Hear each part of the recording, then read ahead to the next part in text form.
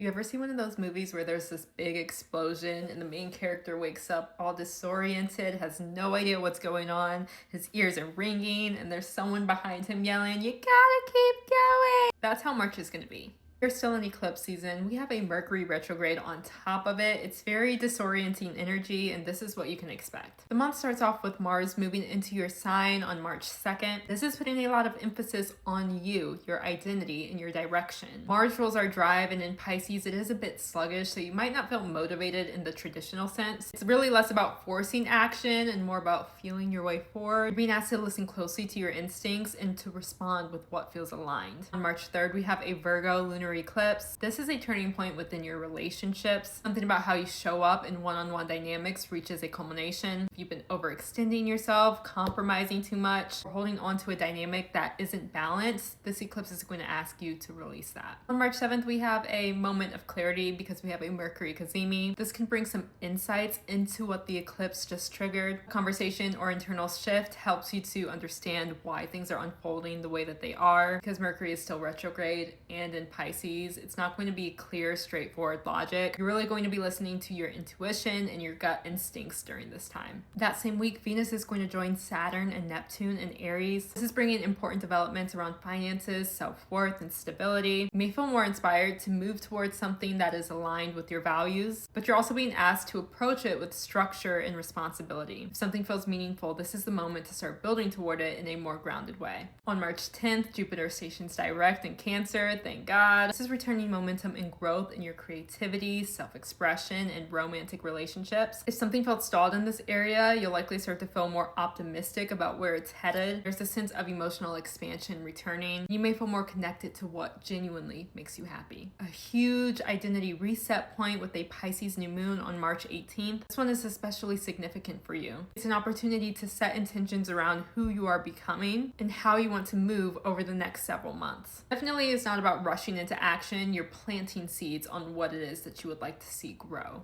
On March 20th, Mercury goes direct and the sun moves into Aries, marking the astrological new year. Motivation and focus is going to be on finances and how you're supporting yourself moving forward. Decisions will feel easier to make and conversations will move faster. And overall, you'll feel more confident about your next steps. March 30th, Venus moves into Taurus. This is bringing grounding and stability within communication, planning, and your immediate environment. Begin to focus on creating consistency and clarity in your day-to-day life. If you want to know exactly what this year holds for you, I've opened up my books for March one-on-ones. If you're only focused on the month ahead, I have astrological forecasts tailored to your birth chart. They include the pressing monthly transits, how they're activating you personally, and a tarot pull for the month ahead.